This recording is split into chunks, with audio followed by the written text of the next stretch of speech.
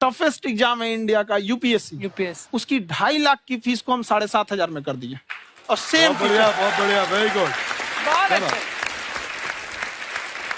और इंडिया के सबसे बेस्ट टीचर के साथ जो भी हैं वो अपने सब्जेक्ट में उससे बेस्ट इंडिया में कोई नहीं। और इतना के बावजूद ऐसे हम लोग को लगता होगा 7,500 बहुत कम है। एक लड़की ने कहा कि सर शाम वाले बैच को ना मॉर्निंग में कर दीजिए। हम कहे बाबू तो इतना सबके इंडिविजुअल से तो बैच ट्रांसफर नहीं, तो क्या प्रॉब्लम है? उसने कहा ना शाम में हमको दूसरे के यहाँ बर्तन मांजने जाना होता है। तो हम लोग को लगता है कि जितना ये तकलीफ इससे कई गुना ज्यादा है। और कई बार तो ऐसा लगता है कि वो भी ना ले। एक लड़का बेचारा नदी से बालू निकालता था और वो बालू को भरता था, फिर नाव बालू को किनारे लेके बेचती थी और वो बालू भरता था, उससे मेरी फीस ले आया। हमारा हाथ कांप गया, हम कैसे फीस ले लेंगे यहाँ पर। बहुत बढ़िया। उसी दिन हमने ये प्रण लिया था कि भारत का कोई भी बच्चा उसके सफलता में पैसा उसकी बाधा नहीं बनेगी, चाहे उसको जितना भी पढ़ना रहे यहाँ पर। क्या बात। और अर्चना जी, मैं इनके बारे में एक बात, खान सर आपके बारे में मैं एक बात कहना चाहता हूँ। इनका जो स्टार्टअप है ये बूटस्ट्रैप्ड है। अच्छा। मैं साधारण भाषा में बता देता हूँ, ये सेल्फ फंडेड है। इन्होंने अभी तक किसी और से पैसा नहीं लिया है। ये इन्वेस्टर के पैसे से नहीं, इन्होंने खुद इसको बिल्ड किया है। और बल्कि इतना स्ट्रॉन्ग स्टार्टअप है ये कि मैं कहूंगा कि अगर इन्वेस्टर्स को इन्वेस्ट करना हो तो मैं एंडोर्स करता हूँ ऐसे स्टार्टअप्स को। यही सब चीजों को देखते हुए कई लोगों ने धमकी भी दिया था वहां पर। अच्छा। और उसके बाद बम चला दिए और 7-8 बम चला दिए और कुछ ब्लास्ट हुआ। एक बेचारा नया लड़का आया था एडमिशन लेने के लिए, उसकी स्कूटी उड़ा दिया। वो आया था, कहा कि सर हम तो पढ़ने आए थे, हमारा स्कूटी उड़ गया। हमारी ऑफिस उड़ा दिए सब। एक तो पास में आके गिरा और नहीं फटा वो।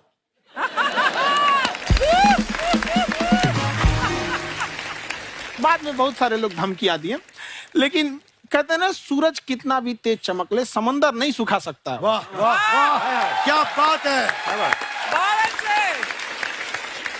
मैम एक्चुअली ये फीस कम करने का एक और रीजन है। 2.5 लाख 3 लाख की जो फीस में सब लोग पढ़ाई अफोर्ड नहीं कर पाते। इसलिए वो कुछ ही लोग अफोर्ड कर पाते हैं, तो उनका मेंटल लेवल तो बहुत ऊपर चला जाता है। लेकिन एक पूरे देश का मेंटल लेवल थोड़ा सा स्टेबल नहीं हो पाता। तो जब फीस कम रहेगी तो हर वो लड़का तैयारी करने के लिए आगे आएगा जिसका सपना है देश के लिए कुछ करने का। सीटें लिमिटेड हैं, उन्हें को मिलेगी, लेकिन जिन्हें नहीं मिलेगी उसे मिलेगा देश का एक जिम्मेदार नागरिक। तो इस देश को बदलना। क्या बात है।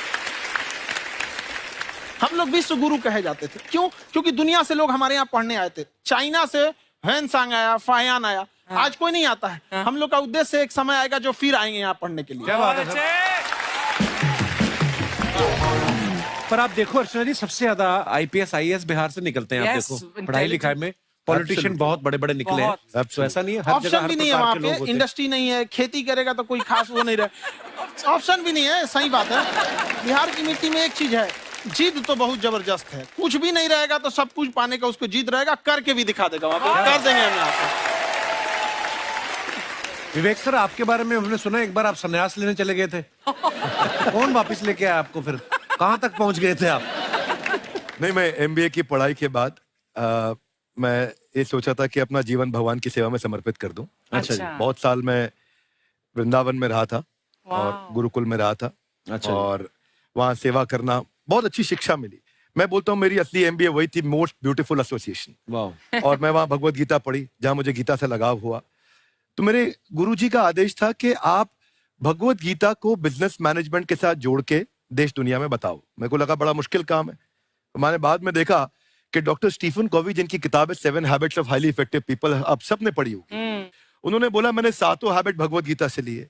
और हमारे देश के लोग ऐसे हैं जो मेरी किताब पढ़ते हैं, जो कि 3.5 मिलियन कॉपीज बिक चुकी हैं, और भारत में भगवत गीता नहीं पढ़ते। तो मुझे लगा कि मैं गीता विद मैनेजमेंट के ऊपर आकर के बातचीत करूं। मुझे लगा बहुत कठिन होगा, पर मेरे गुरुजी का आदेश था कि कठिनाई आपको तभी तक दिखेगी जब कठिनाई को देखोगे।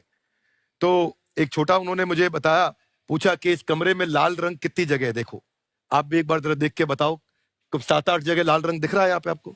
1 ये 2, वो लाल रंग टी शर्ट पे 3 4 5, ये लाल हो गया 6, उधर लाल हो गया 7, एप्पल लाल, बिल्कुल ठीक 7। पर जब आप लाल रंग ढूंढ रहे थे तो क्या आपको हरा रंग दिख रहा था? Yes no? नहीं। जब आप लाल रंग ढूंढ रहे थे तो क्या आपको काला रंग दिख रहा था? Yes no? नहीं। नो। जिंदगी भी ऐसी है, जो ढूंढोगे वही मिलेगा, बाकी कुछ नहीं मिलेगा। तो उन्होंने कहा कि आप इसी सोल्यूशन पे फोकस करो और गीता के मैसेज को पहुंचाओ।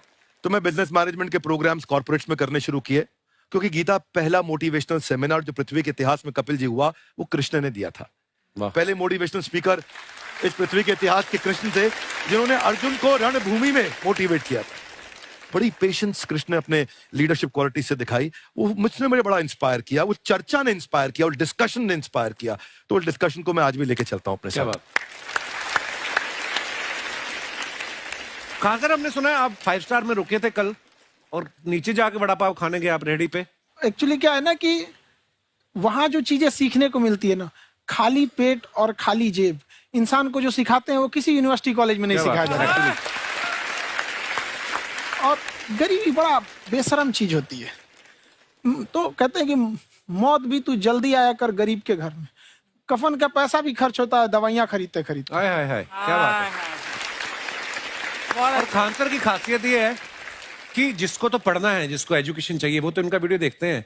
लेकिन वैसे भी कई लोग, जैसे अर्चना जी बात करी थी, कहती मैंने जब देखना शुरू किया तो मैंने बैक टू बैक इतने सारे वीडियोस देखे, क्योंकि आपका जो तरीका जो बोलने में, एक तो इनकी जो टोन है पढ़ाने में, और साथ साथ में जो ह्यूमर आता रहता है, तो उसकी वजह से और भी इंटरेस्टिंग हो जाते हैं आपके वीडियो। शुरुआत में हम लोग जब स्टूडेंट लाइफ में थे, या हम कई स्टूडेंट को भी देखते हैं, वो बेचारे जब थक जाते हैं तो आपका शो देखने लगते हैं।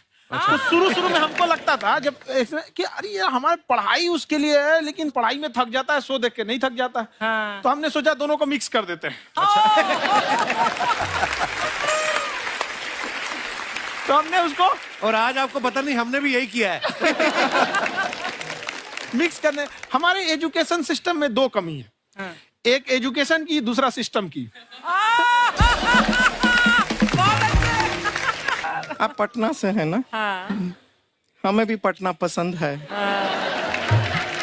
बस कोई पटाने वाला चाहिए। नहीं, मजाक नहीं कर रहे हैं। आपका जो चैनल है, हम दिन में 10 बार आपके चैनल को सब्सक्राइब करते हैं। दिन में अरे हाँ, और बेल आइकन तो हम इतना जोर से दबाते हैं कि बाकी यूट्यूब वाले बाहर निकल के देखते हैं कि ये कौन है जिसने इनका चैनल इतना जोर से दबा दिया बेल आइकन। बुढ़िया, तो शर्म नहीं आती? आते ही फ्लर्ट शुरू कर दिया ना तूने। तो जाते हुए करते हैं क्या? विवेक जी नमस्ते। आपसे एक काम था, छोटा सा कर देंगे आप? ये क्यों करेंगे? नहीं, गुरुजी हमेशा अपने वीडियो में कहते हैं कि विवेक से काम लो, विवेक से काम लो। विवेक मतलब दिमाग से काम लो आप। हाँ, तो विवेक जी अपने दिमाग से ही काम लेंगे। बहुत दिमाग है उनके पास। ये देखिए, जो आदमी, आपको मैं बताइए, जो आदमी बिना फिल्म किए कपिल शर्मा शो में आ गया, कितना दिमाग होगा उसके पास। लेकिन एक बात है जिसकी वजह से हम आप तीनों से नाराज हैं। क्यों? क्या बात? हर चीज में मोटिवेट मोटिवेट मोटिवेट क्या होता है? सच कह रहा है, जब भी ये शब्द सुनते हैं हमें लगता है कोई हमें चिढ़ा रहा है। बदल दीजिए ना, खाली मोटिवेट बोलना ही क्यों जरूरी है? कुछ और कीजिए। रोटी वेट, छोटी वेट, पतली वेट, कुछ भी बोलिए, मोटिवेट हटाइए। तो गुड़िया, तू भी एक्सरसाइज किया कर ना, देख डॉक्टर साहब ने कितना वजन कम किया है, तू भी कर ले। ठीक है, फिर मोटिवेट से ही चला लेंगे। लेकिन मोटिवेशन कोई बुरा बात नहीं है। हमारे दादाजी भी वैसे बहुत मोटिवेट करते थे। हाँ, एक बार तो तालाब में डूब रहे थे हमारे दादाजी। हमारे पास रस्सी भी था, ट्यूब भी था, फिर भी हम अपने दादाजी को बचा नहीं पाए। क्यों? क्योंकि हमने उनकी ओर तिनका फेंका ना, वही कहते थे डूबते को तिनका का सहारा काफी। नहीं लगा सहारा, दादाजी बुड़बुड़ बुड़बुड़ बुड़बुड़। गुड़िया, तू क्या करने आई इधर? अरे हाँ, हम क्या करने आए हैं, एक पूछना था सर, खान सर।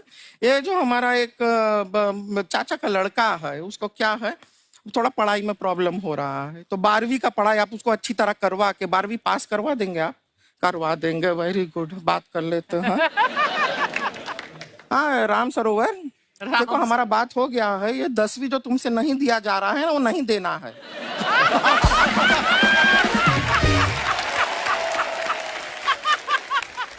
टेंशन नहीं है, 10वीं का खान सर से बात हुआ, ये सीधा 12वीं पढ़ा के पास कर देंगे। अरे ऐसे नहीं होता, पहले 10वीं पास करनी पड़ेगी, फिर 12वीं होगी ना। ऐसा कोई जरूरी नहीं है ये सीक्वेंस। हमारे मौसा जी थे, उनसे ना 10वीं हुई ना 12वीं हुई, अभी 3 दिन पहले सीधा उनकी 13वीं हुई। एक्चुअली क्या है, पढ़ाई लिखाई का हमको बहुत ज्यादा नॉलेज है नहीं। गांव में पढ़े हैं ना सर, स्कूल कहाँ होते थे अर्चना जी, गांव में स्कूल नहीं था, पेड़ के नीचे पढ़ते थे हम। यहाँ तक कि हमारे पास ब्लैक बोर्ड भी नहीं था। हमारे मोहल्ले की जो भैंसिया थी उसको खड़ा करके टीचर उसके ऊपर लिख के पढ़ाती थी। मजाक नहीं कर रहे हैं। और आप तो समझ रहे हैं, अभी ब्लैक बोर्ड की एक अटैच डस्टर था बैक बोर्ड का, समझ रहे हैं ऐसा।